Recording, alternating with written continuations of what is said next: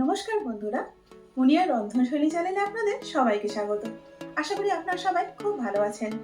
যেহেতু শীতকাল, সেই জন্য ফুলকপি কিন্তু আমাদের প্রত্যেকের ঘরে ঘরে। ফুলকপি দিয়ে তরকারি তো নানা রকমের অনেক খাওয়া হলো।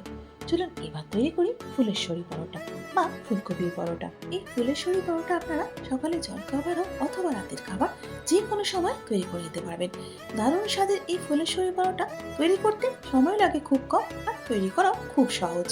অনেক সময় দেখা যায় ফুলকপির পরোটা তৈরি করতে গেলে পুরটা ফেটে গিয়ে বাইরে বেরিয়ে যায়, কিন্তু আমি এখানে কয়েকটা এমন টিপস শেয়ার করেছি, যদি সেগুলো ফলো করে আপনারা তৈরি করেন তাহলে আমি গ্যারান্টি দিচ্ছি আপনাদের একটা পরোটাও কিন্তু ফাটবে না। তাহলে বন্ধুরা এটা যেন ভাববেন না যে এখানে পরোটাতে আমি পুরটা কম দিয়েছি বা পুর দিতে কোনো কার্পণ্য করেছি।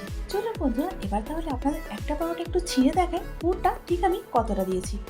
দেখুন বন্ধুরা এখানে পরোটার মধ্যে পুরটা কিন্তু একদম ঠাসা, একটুও কিন্তু কোথাও খালি নেই। চলুন বন্ধুরা তাহলে জেনে নেওয়া যাক ফুলকপির পুরে ঠাসা এই ফুলেশ্বরী পরোটা ঠিক কিভাবে করতে হয়। এখানে আমি 2 কাপ গ্রেট করা ফুলকপি নিয়েছি। এবার এর মধ্যে দিয়ে দিচ্ছি হাফ চা চামচ নুন। এবার নুনটা ফুলকপির সঙ্গে ভালো করে মিশিয়ে নিচ্ছি। আচ্ছা এখন বলি নুনটা আমি কেন দিলাম। ফুলকপির যে এক্সট্রা জলটা আছে সেটা এখানে বার করে দিতে হবে, আর সেটা যদি থাকে তাহলে কিন্তু পরোটাটা তৈরি করার সময় ফেটে যাবে। সেই জন্য জলটা বার করার জন্য এখানে নুনটা আমি দিয়ে দিলাম। এখন এই ফুলকপিটাকে সাইডে বেশ কিছুক্ষণের জন্য রেখে দেবো। আর এটাই হলো আজকে আমার টিপস নাম্বার 1। যতক্ষণ ফুলকপিটা রেস্ট হচ্ছে চলুন ততক্ষণ আমরা ডোটা তৈরি করে নিই। সেই জন্য এখানে প্রথমে আমি নিয়ে নিচ্ছি 1.5 কাপ ময়দা। এর সাথে এখানে দিয়ে দিচ্ছি 1 কাপ আটা। এখানে আমি আটা এবং ময়দা মিশিয়ে করছি। আপনারা চাইলে কেবল ময়দা বা কেবল আটা দিয়েও করতে পারেন, তবে আমার মনে হয় দুটো মিশিয়ে করলে পরোটাটা তৈরি করতে সুবিধা হয়, যেমন খেতেও ঠিক ততটাই ভালো লাগে। নুন দিয়ে দিচ্ছি হাফ চামচ। যেহেতু ময়দা দিয়েছি সেই জন্য ময়ানের জন্য দিয়ে দিচ্ছি 2 টেবিল চামচ তেল। প্রথমে নুন তেল ময়দা সব একসঙ্গে ভালো করে মিশিয়ে নেব, তারপর একটু একটু জল দিয়ে ময়দাটা মেখে নেব। এখানে ময়দাটা খুব ভালো করে মাখতে হবে, আর পরোটা যে ডোটা আমরা তৈরি করছি সেটা কিন্তু একদম নরম হতে হবে, তা না হলে কিন্তু পুরটা বেরিয়ে যাবে। আর এটাই হলো আজকে আমার টিপস নাম্বার 2। দেখুন বন্ধুরা এখানে ডোটা তৈরি হয়ে গেছে। এবার এটাকে চাপা দিয়ে ততক্ষণ পর্যন্ত রেখে দেবো যতক্ষণ না আমাদের ফুলকপির পুরটা তৈরি হচ্ছে। ফুলেশ্বরী পরোটার জন্য এখানে আমি একটা মশলা তৈরি করে নেব। সেই জন্য প্যানের মধ্যে দিয়ে দিচ্ছি 1 চা চামচ গোটা জিরে। এর সাথে দিয়ে দিচ্ছি 1 চা চামচ গোটা ধনে। এখানে দিয়ে দিচ্ছি 4টি ছোট এলাচ এবং 4টে লবঙ্গ, আর দিয়ে দিচ্ছি 12 থেকে 15টা গোলমরিচ, আর তার সাথে ঝালের জন্য দিয়ে দিচ্ছি 3টে গোটা শুকনো লঙ্কা।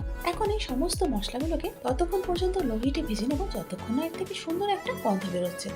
বন্ধু এটা কিন্তু মিডিয়াম বা হাইটে কখনোই করতে যাবেন না, তাহলে কিন্তু মশলাগুলো পুড়ে যাবে। লো হিটে প্রায় 5 থেকে 7 মিনিটের জন্য মশলাগুলোকে আমি ভেজে নিয়েছি। এবার এগুলোকে ঠান্ডা করে পাউডার করে নেব। দেখুন বন্ধুরা এখানে মশলার পাউডারটা আমাদের রেডি হয়ে গেছে। এখন নুন দিয়ে রাখা ফুলকপির থেকে এক্সট্রা যে জলটা আছে সেটা হাত দিয়ে ভালো করে চেপে চেপে বার করে দেবো। আমি এখানে হাত দিয়ে করছি, আপনারা চাইলে একটা কাপড়ের মধ্যেও করতে পারেন। দেখুন বন্ধুরা নুনটা দেওয়ার পর ফুলকপি থেকে কতটা জল বেরোলো, আর জলটা বার করে নেওয়ার পর ফুলকপিটা এখানে কতটুকু হয়ে গেল। আর এভাবে করে আমি পুরো ফুলকপিটা করে নেব। এবার ফুলকপির মধ্যে দিয়ে দিচ্ছি আগের থেকে তৈরি করে রাখা মশলার গুঁড়োটা। ফ্রেশনেসের জন্য এখন এখানে দিয়ে দিচ্ছি বেশ কিছুটা ধনেপাতা কুচি। যাতে পরোটাগুলো চটপটা হয় সেই জন্য চাট মশলা দিয়ে দিচ্ছি 1 চা চামচ। এর সাথে নুন দিয়ে দিচ্ছি পরিমাণ মতো, এবং দিয়ে দিচ্ছি 1/4 চা চামচ হলুদ গুঁড়ো। এখন এর মধ্যে দিয়ে দিচ্ছি 2 টেবিল চামচ ছাতু। যদি হাতের কাছে ছাতুটা না থাকে তাহলে আপনারা বেসনকে শুকনো কড়াতে একটুখানি নেড়ে নিয়ে সেটাও দিতে পারেন।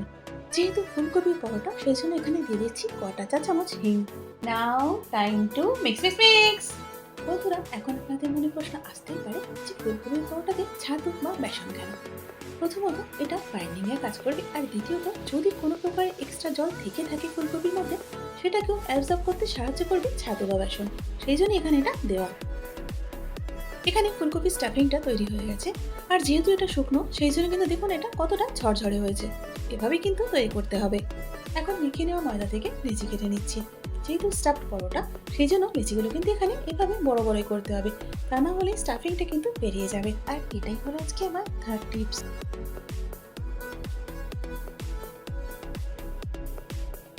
প্রথমে একটা লেচি নিয়ে এটাকে গোল করে নিতে হবে।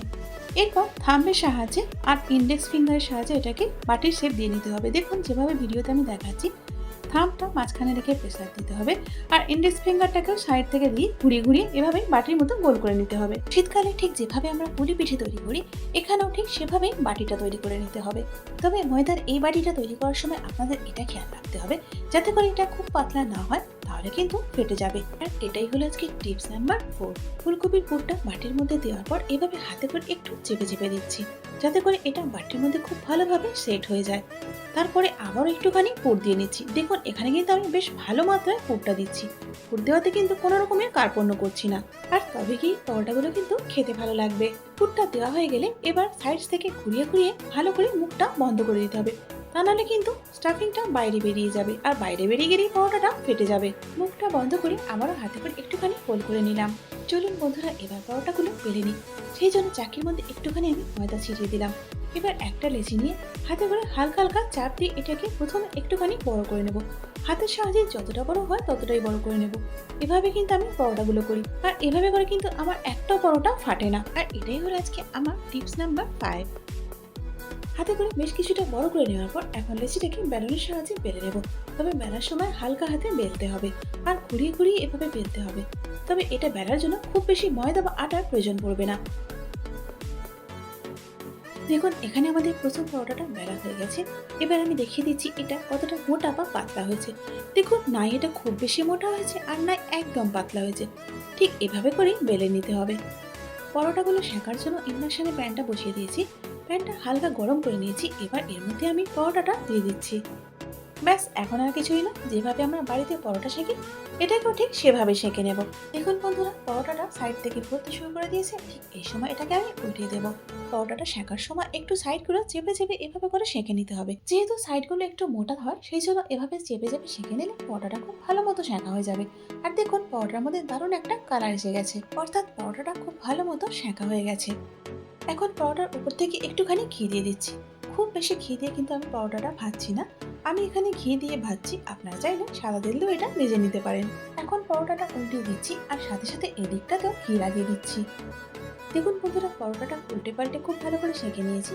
আর এখানে আমাদের প্রথম পরোটাটা তৈরি হয়ে গেছে, আর বাকিগুলো ঠিক এভাবেই তৈরি করে নেব।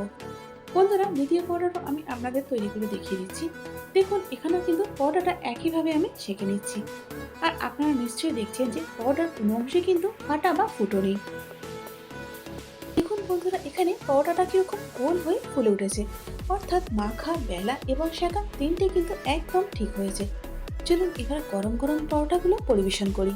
তাহলে দেখলেন তো বন্ধুরা এই ফুলেশ্বরী পরোটা তৈরি করা কতটা সোজা। আর তাছাড়াও এগুলোর মধ্যে কোনোটাই কিন্তু ফাটা নেই। আপনারা যদি আমার দেওয়া টিপসগুলো ফলো করে তৈরি করেন তাহলে আপনাদের পরোটাও কিন্তু একটাও ফাটবে না। তাহলে ঝটপট তৈরি করে ফেলুন এই ফুলেশ্বরী পরোটা। এখানে পরোটাগুলো আমি ধনেপাতা চাটনি এবং শেজওয়ান চাটনি দিয়ে পরিবেশন করেছি। এছাড়াও আপনারা আচার, দই অথবা আপনাদের পছন্দ মতো যে কোনো সসের সঙ্গে পরিবেশন করতে পারেন। তাহলে বন্ধুরা দেরি না করে ঝটপট তৈরি করে ফেলুন শীতের ফ্রেশ ফুলকপি দিয়ে এই ফুলেশ্বরী পরোটা। আর আপনাদের খেয়ে কেমন লাগলো আমাকে কমেন্টস করে জানাতে কিন্তু ভুলবেন না। আশা করি আজকের ভিডিওটা আপনাদের ভালো লেগেছে। যদি ভালো লেগে থাকে তাহলে একটা লাইক করে দিন, আর তারই সাথে বন্ধু বান্ধব এবং পরিজনের মধ্যেও শেয়ার করে দিন। আর এরকমই সহজ ও ঘরোয়া রান্নার রেসিপির জন্য আমার চ্যানেলটাকে সাবস্ক্রাইব করে আমার পাশে থাকুন। তার সাথে বেল আইকনটা প্রেস করে দিন যাতে করে আমার পরবর্তী ভিডিওর আপডেটটা সবার আগে আপনি পেয়ে যান। এতক্ষণ সঙ্গে থাকার জন্য অনেক ধন্যবাদ।